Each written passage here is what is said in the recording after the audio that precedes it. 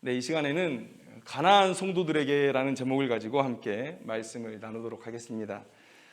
얼마 전 뉴스를 보다가 다시 한번 가나안 성도에 관한 그런 뉴스를 보게 되었습니다. 가나안을 뒤집으면 안나가가 되는 거죠. 그래서 교회에 안 다니는 사람, 그런데 남들이 물어보면 나는 기독교인입니다 라고 말을 하는 사람, 그런 사람들을 우리가 가나안 성도라고 얘기를 하고 있습니다. 물론 각자가 가나안 성도가 된 이유를 가지고 있을 것입니다. 그런데 설문조사를 했더니 가나안 성도가 된 가장 큰 이유, 주된 이유가 뭐냐면 목회자 때문이라 이렇게 얘기를 했습니다. 목회자 때문이라. 그래서 목회자들이 자신들에게 책망이 다가오는 문제이기 때문에 이것을 가지고 적극적으로 성도들을 목회적인 방향으로 이끌어가지를 못합니다. 대부분 그런 얘기를 들었을 때, 저 목사님 때문에 상처받아서 교회 안 나가요, 이러이러한 모습들이 싫어요. 그래서 그런 얘기를 들었을 때 다 우리의 반응은 어떻습니까? 고개를 끄덕여주면서 네, 다 이해합니다, 당신의 상황은 충분히 그럴만했습니다 라고 우리가 얘기를 해주는 거죠. 그래서 그런 얘기를 자주 들은 이 가나안 성도들은 어떤 생각까지 갖게 되냐면 자신이 특별히 의롭다는 생각을 해요. 교회에 남아있는 사람들은 교회에 지금 문제의식을 전혀 갖지 못하는 사람들이다. 우리가 뭔가 액션을 취해야 하기 때문에, 이 교회에 경종을 울려줘야 되기 때문에 우리가 교회를 나온 것이다, 우리가 희생한 것이다, 우리가 더 지혜롭고 더 의롭다라는 생각까지 갖게 되는 것이죠. 왜냐하면 자신들의 비판에 목회자들도 수긍해주는 그런 모습들을 보아왔기 때문에 그렇습니다. 여러분, 항상 말씀드리지만 목회자의 잘못을 피해가려는 것, 그것을 변명하려는 것 아닙니다.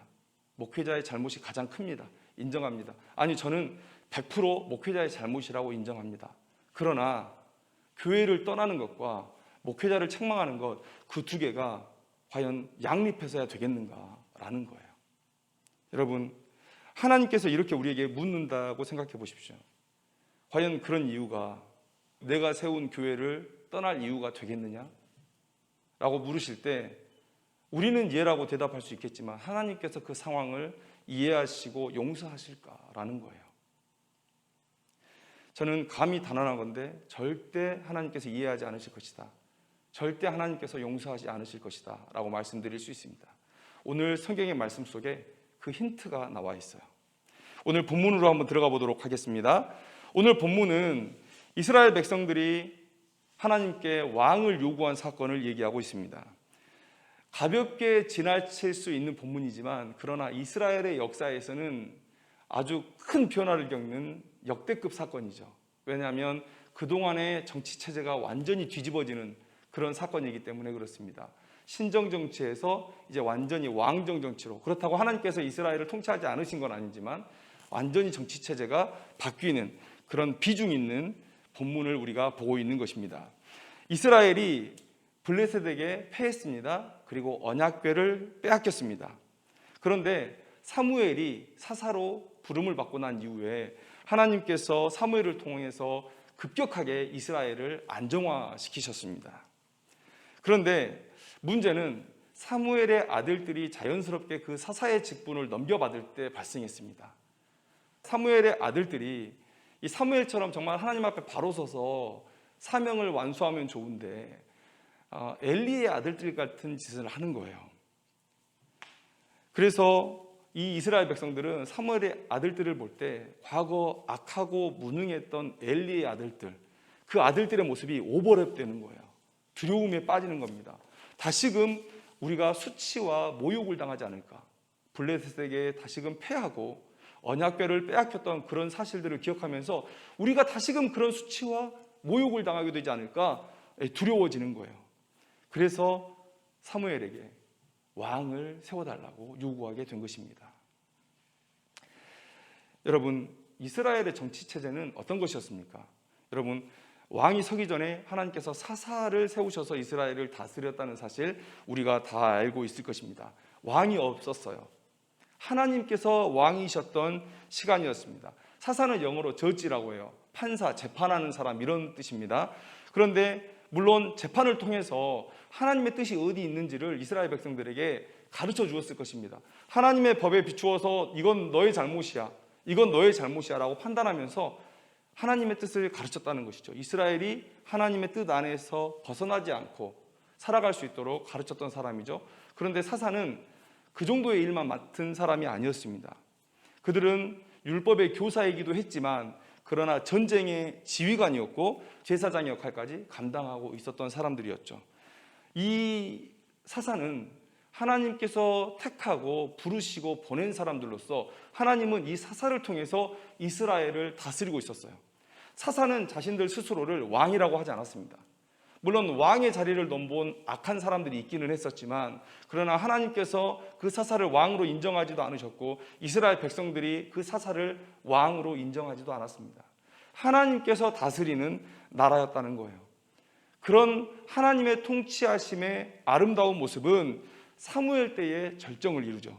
사무엘상 7장 15절에서 17절 말씀을 한번 보십시오. 하나님의 통치가 가장 아름답게 꽃피었을 때 말씀드리면 이렇습니다.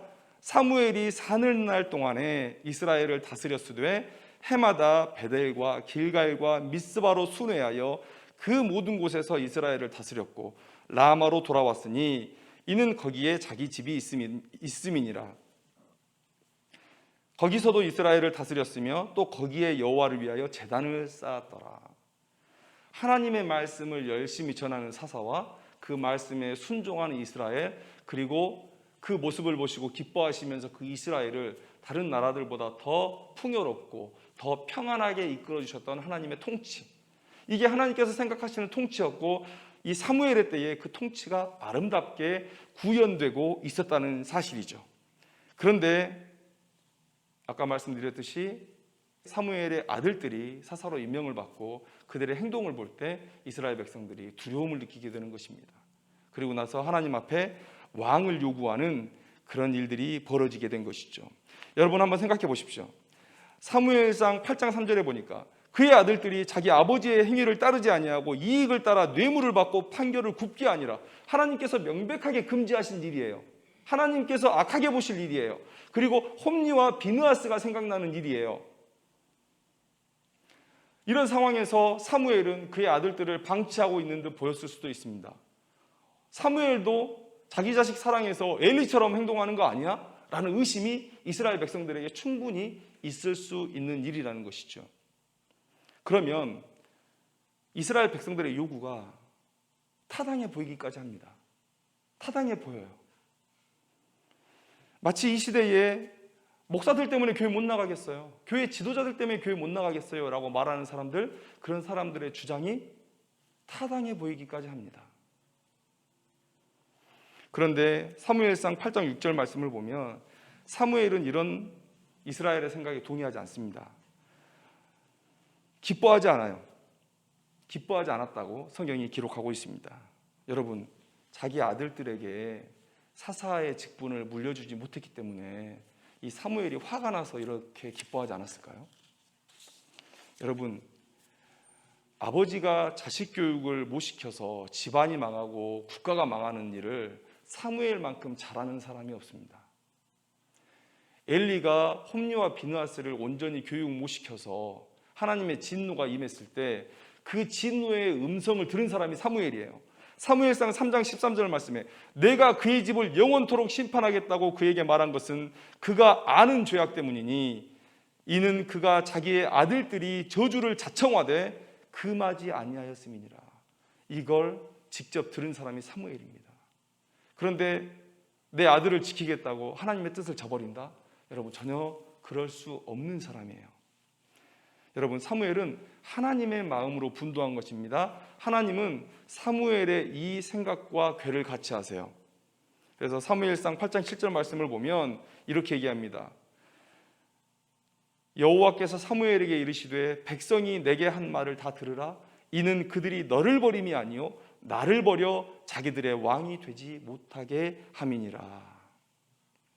여러분, 그러면 도대체 왕을 세워달라는 그들의 요구가 뭐가 잘못됐는데요? 이걸 우리가 한번 얘기해 봐야죠. 여러분, 하나님은 이스라엘을 다스릴 리더들을 직접 세우셨습니다. 모세, 여호수아 그리고 그 이후의 사사들 그리고 사무엘과 그의 아들들까지 하나님께서 직접 세우셨던 사람들입니다. 그들은 하나님과 백성 사이의 중보자였고 하나님의 뜻의 대언자의 사명을 감당하고 있었다는 것이죠. 중요한 것은 바로 이 지점이에요. 하나님께서 세우셨다는 거예요. 백성의 리더로 하나님께서 세우셨다는 거예요. 그러면 그 백성의 리더가 잘못했을 때 그 책임을 누가 지는 겁니까? 하나님께서 지시는 거예요. 그게 하나님의 통치입니다. 하나님은 자기의 왕권을 사사들에게 물려준 적이 없으세요. 하나님은 통치하고 계시고 사사는 인간 세상의 대리인일 뿐이었어요. 그러면 그 대리인이 하나님의 뜻에 반해서 잘못 통치하고 있어요. 그러면 그 대리인을 징벌할 책임도 하나님이 지고 계신 거예요. 그들을 가르쳐서 바로 가게 하든지 아니면 가망이 없어서 내치고자 하신다면 그 내칠 일도 하나님께서 하셔야 된다는 거예요. 하나님께서 그렇게 해 오셨습니다. 홈리와 비느하스를 심판하셨어요. 그들을 바꾸셨습니다. 그리고 여러분 아론 한번 생각해 보세요. 하나님 앞에 우상을 만들어서 하나님을 욕보인 그 아론을 하나님께서 가르치셔서 끝까지 대제사장의 사명을 감당하게 하셨다는 것 우리가 알고 있습니다. 그 결과 어땠습니까? 이스라엘 백성들이 하나님께서 약속하신 대로 가나안 땅에 들어갔습니다. 하나님의 통치는 완전했습니다. 문제가 있다면 이스라엘 백성들에게 문제가 있었습니다. 그런데 이스라엘 백성들의 그 문제에도 불구하고 하나님은 역사하셔서 상황을 바로잡으시고 결국은 언약을 이루어 가셨던 거예요. 이게 하나님의 통치입니다. 그런데 이스라엘 백성들이 자신들의 잘못은 생각하지 아니하고 하나님 앞에 왕을 달라고 요구하는 거예요. 여러분, 이런 상황은 어떤 상황입니까? 하나님, 왕좌에서 내려와 주세요라는 거예요. 불과 한 세대 만에 하나님은 이스라엘 백성들의 그런 왜곡된 모습들 바로잡으셨습니다. 엘리, 홈리와 비느하스 시대에 그들의 수치와 모욕을 한 세대 만에 거두어 가시고 사무엘의 통치의 시대에 놀라운 풍요와 번영을 허락해 주셨다는 거예요. 하나님의 통치에 뭐가 문제가 있습니까? 그런데 그들은 사무엘 시대에 이 풍요와 평안에 취해버린 거예요. 오히려 그들이 하나님 앞에 왕을 세워달라고 부르짖으려면 엘리의 시대에 홈리와 비느하스 시대에 더 요구했었어야죠. 이스라엘이 멸망 가운데 가고 있는데 그때 더 요구했었어야죠. 그런데 왜 이 시기에 사무엘에게 와서 이렇게 요구하는 것일까요? 사무엘 시대에 그들은 놀랍도록 평안했고 놀랍도록 풍요로웠습니다. 그것에 취해버린 거예요. 사무엘의 지도를 받고 하나님의 뜻을 따라 살아가는 백성들에게 하나님께서 선물로 풍요와 번영, 평안을 허락해 주셨는데 그들은 풍요, 평안에 집중하는 거예요. 여러분, 어린아이들이 그런 일 많이 하죠. 아버지가 자녀에게 선물을 주고 간식을 줄 때 처음에는 아버지 감사해요 하다가 나중에는 그 주는 선물, 그 주는 간식에만 집중하는 그런 아이들이 있습니다. 어린아이들이에요. 오늘 이스라엘 백성들이 영적인 어린아이들입니다. 하나님께서 주셨다는 것은 까마득하게 잃어버리고 지금 내가 손에 쥐고 있는 이 풍요, 이 번영, 이 평안을 놓치지 말아야겠다라는 생각으로 그 주신 분을 거절하는 그런 악한 행동을 지금 하고 있는 거예요. 하나님, 왕을 세워주세요. 어떤 왕이요? 내가 지금 누리고 있는 풍요와 이 평안을 지켜줄 수 있는 왕이요. 자기 입맛이잖아요. 자기 입맛. 하나님의 입맛이 아니에요. 여러분, 영적으로 성숙한 사람들은 자신들이 죄악 가운데 있을 때 하나님 저를 때려달라고 얘기해요. 회개하게 해달라고 얘기해요. 그러나 자신들이 죄를 지어도 아무튼 이 풍요와 번영은 놓치지 않겠다는 거 아닙니까? 자기 입맛에 맞는 왕을 세우겠다는 거 아닙니까? 결국은 자신들이 왕이 되겠다는 거 아니에요? 내 부와 명예, 내 평안 지켜줄 수 있는 왕으로 세우기는 했지만 나를 위한 왕, 결국은 내가 왕이 되겠다는 것 아닙니까? 여러분, 왕을 세워달라는 이 요구는 내가 왕이 되겠다는 얘기하고 다를 바가 없는 거예요. 여러분 생각해 보십시오. 가나안 성도요.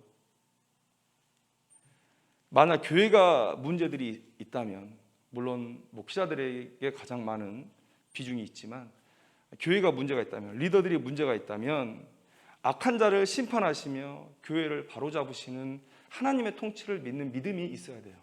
신자라면 그렇습니다. 만약 그 믿음이 없이 교회를 떠나려고 한다면 여러분, 믿음이 없는 것이죠. 그리고 나아가서는 교회를 바로 세우라는 신자의 의무를 저버리는 일입니다. 여러분, 그래서 교회를 떠나는 거예요. 그럼 다시 한번 묻겠습니다. 여러분, 목회자 때문에 상처받아서 교회 나가겠다라고 하는 이 이야기를 하나님께서 이해하실까요? 용서하실까요? 여러분, 교회가 어떤 곳입니까? 교회가 어떤 곳입니까? 우리 사교 모임 아닙니다. 사교 모임 아니에요. 교회에 생명이 있습니다. 교회는 믿는 사람들의 모임, 믿음의 공동체예요. 모두가 이 교회를 통해서 복음을 듣고 믿음의 공동체가 되었습니다. 오직 교회에만 생명이 있어요. 또 교회에만 성장이 있습니다. 여러분, 우리의 믿음은 어느 한순간에 완성되지 않습니다. 사도 바울이 얘기하듯이 젖을 먹어야 하는 유아의 때가 있습니다. 그리고 어린 아이의 때가 있습니다. 장성한 분량의 때가 있습니다. 우리는 자라가야 돼요. 그렇다고 해서 우리가 장성한 분량이 되었다고 해서 우리가 이 공동체를 떠나서 홀로 설 수 있습니까? 여러분, 장성한 사람이라고 해서 이 세상에서 홀로 삽니까? 여러분, 제가 나는 자연인이다라는 프로를 좋아하거든요. 그런데 여러분, 그 프로 보셨어요? 혼자 살 수 없습니다. 그들이 누리고 있는 모든 것들이 다 이 사회에서 나온 것들이에요. 엄밀히 말하면 혼자 살 수 없습니다. 장성한 분량의 사람도 혼자 살 수 없어요. 그리고 여러분, 교회에 하나님께서 사명의 능력을 주시는 거예요. 주님은 우리에게 자신의 증인이 되어달라고 말씀하셨습니다. 이 생명의 복음을 전해달라고 말씀하셨습니다. 그 명령을 교회에 주셨어요. 그리고 교회와 함께 하십니다. 이 복음 전파의 능력이 교회 안에 있는 거예요. 여러분, 역사상 최초의 교회 언제입니까? 아담과 하와, 그 가정의 공동체가 바로 최초의 교회입니다. 여러분, 근데 하나님께서 아담에게 말씀하셨어요. 독처하는 것이 옳지 못하다. 왜 그러셨을까요? 지금과 비교할 때, 죄가 들어온 지금 이 시대와 비교할 때, 죄가 없던 그 시절에는 정말 너무 믿음 생활하기 좋은 때 아닙니까? 그런데 하나님께서 그 상황 때에도, 그때에도 독처하는 것이 옳지 못하다고 말씀하셨어요. 왜 그럴까요? 주의 사명을 온전히 감당할 수 없기 때문에 그렇습니다. 단순히 출산 때문이 아니에요. 하나님은 아담에게 하와를 돕는 배필로 주셨다는 사실 여러분들이 기억하셔야 됩니다. 여자를 통해서 가정이 이루어지고 그렇게 믿음의 공동체, 사명의 공동체가 되었을 때 주의 사명의 완수에 더 가까이 다가갈 수 있기 때문에 하나님은 우리에게 공동체를 주신 거예요. 공동체를 선물하신 거예요. 그런데 하나님이 이렇게 말씀하시는데, 여러분, 누가 하나님보다 더 지혜롭다고 말하고 누가 하나님보다 더 능력이 있다고 말하겠어요? 하나님은 너희들이 공동체 안에 속해서 함께 연합해서 주의 사명을 감당해야 된다라고 말씀하시는데, 아니요, 저는 혼자 할 수 있습니다. 그렇게 해서 나간다고요? 교회를 나간다고요? 그러면서 나가서 나는 기독교인이라고, 나는 신자라고 말한다고요? 여러분, 가나안, 성도, 이 두 단어는요, 양립할 수 없는 단어입니다. 교회를 안 나가는 성도 있을 수 없다는 거예요. 그런데 본인이 나가서 교회 안에서 교회를 섬기는 사람들보다 더 지혜로운 척, 더 의로운 척 하고 있는 것이 지금 한국교회의 현실이라는 거예요. 이게 가능한 얘기냐, 하나님께서 이해하실 얘기냐 라는 거예요. 감히 말씀드리건대 가나안 성도, 피치 못할 상황이 아니라면 신앙을 버린 자이거나 아니면 패망으로 달려가는 교만한 자들일 뿐입니다. 스스로를 가나안 성도라 말한다면 그것은 의롭거나 지혜로운 것이 아니라 신자의 길을 포기한 거예요. 성장을 포기한 거예요. 여러분, 이 사실을 우리가 기억해야 됩니다. 여러분, 제가 이렇게 야, 목사 입에서 저런 얘기하니까 진짜 이상하다. 자기 같은 직분을 가진 사람들 두둔하는 거 아니냐. 여러분, 그거 아닙니다. 여러분이 저를 심판한다고 해서, 여러분들이 목회자를 심판한다고 해서 뭘 하실 수 있으시겠어요? 문제를 일으키는 목회자를 그냥 두겠다는 게 아닙니다. 여러분, 같은 날 죽어버린 홈리와 비느하스의 심판을 누가 할 수 있습니까? 여러분들이 할 수 있습니까? 두 아들의 죽음의 소식을 듣고 의자 뒤로 넘어져서 목이 부러져 버린 엘리의 이야기, 여러분들 중에 누가 그런 심판을 하실 수 있습니까? 여러분들에게 누가 공의를 알고 그 공의를 실천할 능력을 가지고 계십니까? 우리가 할 수 없는 문제예요. 문제를 일으키는 목회자를 그냥 두겠다는 얘기가 아닙니다. 그것은 하나님의 책임이라고 말씀드리는 거예요. 여러분, 하나님의 책임입니다. 그게 하나님의 통치를 인정하는 하나님의 백성들의 교회를 바라보는 관점, 목회자를 바라보는 관점이 되어야 되는 거예요. 이 문제 때문에 교회를 떠나는 일이 있어서는 안 된다는 겁니다. 교회는 어머니와 같아요. 칼빈이 얘기했습니다. 교회는 신자의 어머니라고. 교회 안에 생명이 있고 교회 안에 성장이 있습니다. 교회 안에 보호가 있습니다. 그런데 그 교회를 떠나서 나 혼자 독야청청 지혜롭고 의로운 척하면서 살고 계신다고요? 살아가겠다고요? 여러분, 이것은 불가능한 얘기입니다. 여러분, 오늘 성경의 말씀은 하나님께서 이렇게 말씀하세요. 나의 통치가 더 유익할 것이다 라고 말씀하세요. 여러분, 성경 말씀을 보니까 10절 이하에 계속해서 하나님께서 왕의 제도를 인정해 줘라 라고 말씀하시면서 계속해서 뭐라고 얘기하십니까? 왕의 제도는 너희들을 이렇게 힘들게 할 것이다. 너희의 자녀들을 이렇게 힘들게 할 것이다 라고 얘기해요. 왕은 아들들을 데려다가 자신의 병거를 어거하게 할 것입니다. 또 전쟁에서 왕 되신 큰 위험을 당신들의 아들들로 하여금 무릅쓰게 할 것입니다.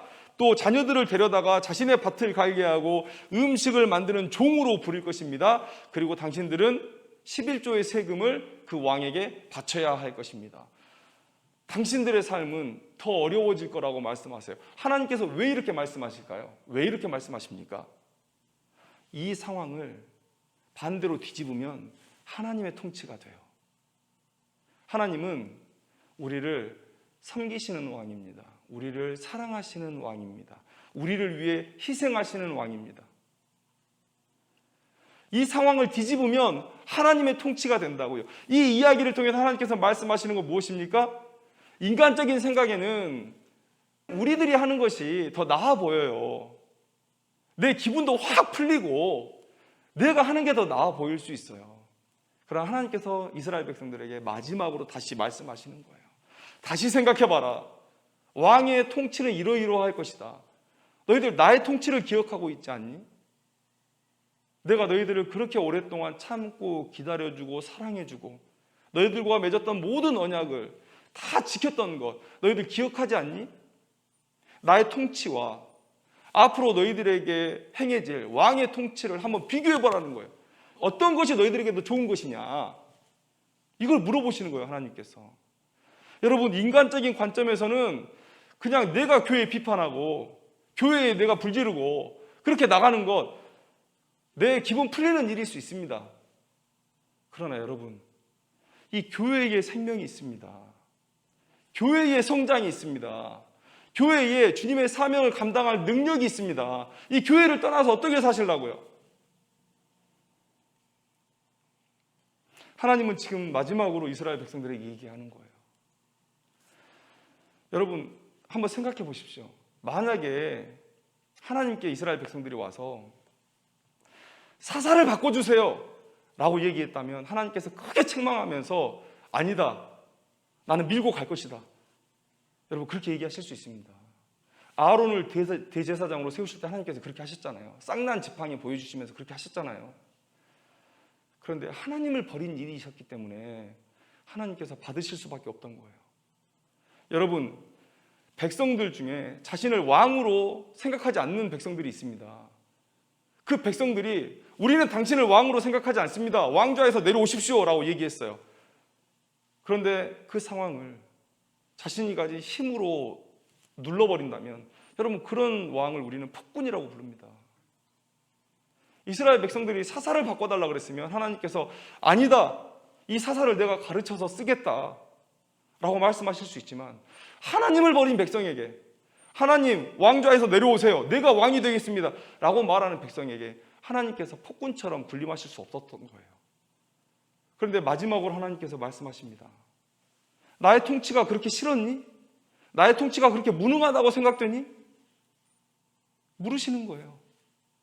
엘리와 홈리와 비느하스를 심판하셨고 수많은 어려운 상황들을 참고 인내하시면서 이스라엘 백성들에게 변치 않는 사랑을 베푸셨던 그 하나님의 통치가 싫었던 거니?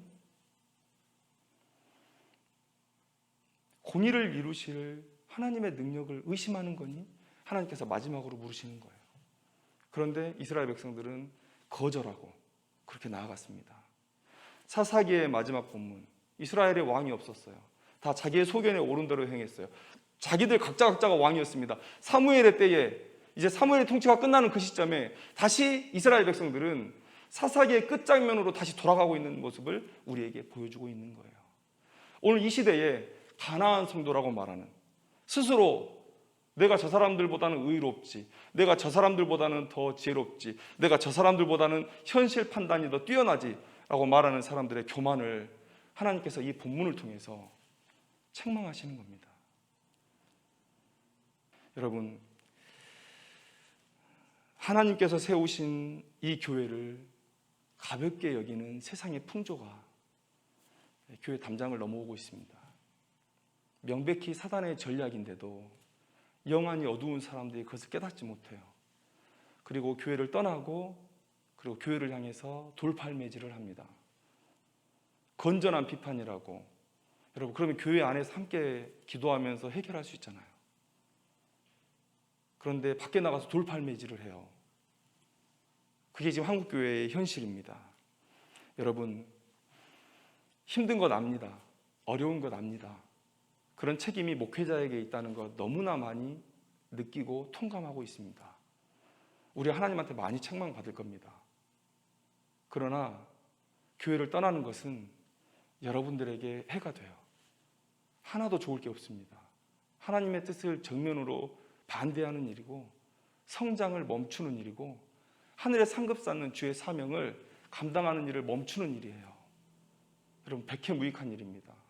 가나안과 성도라는 이 두 단어는 절대 양립할 수 없다. 여러분, 교회 밖에서 의로운 척 하지 마세요. 교회 밖에서 지혜로운 척 하지 마세요. 여러분들 함께 얘기할 수 있습니다. 여러분, 교회는 여기만 교회 아니에요. 여러분, 목회자들을 여러분들이 고를 수 있습니다. 예배 처소를 여러분들이 고를 수 있습니다. 그러나 믿음의 공동체를 떠나는 일은 안 됩니다. 여러분, 그 사실을 기억하시고 힘들수록 어려울수록 주님의 몸된 교회를 더 사랑하며 연합하는 마음으로 이 난관을 헤쳐나갔으면 좋겠습니다. 여러분, 손이 아프거나 발이 아프면 여러분 누가 소리 질러줘요? 입이 소리 질러주잖아요. 여러분들이 입이 되시면 되잖아요. 손이 아프고 발이 아프고 배가 아픈데 여러분 다리가 병원으로 걸어가잖아요. 여러분들이 다리가 되어주시면 되잖아요. 왜 비난만 하시고 교회를 위해서 함께 일하는 수고를 감당하지 않으세요? 교회를 사랑하고 교회와 함께 고난받고 교회와 함께 성장할 때 그것이 하나님의 통치를 인정하는 신자의 바른 모습이라는 사실 여러분들 기억하시고 그런 복된 자리로 복된 삶으로 나아가기를 주님의 이름으로 축원합니다. 기도하겠습니다.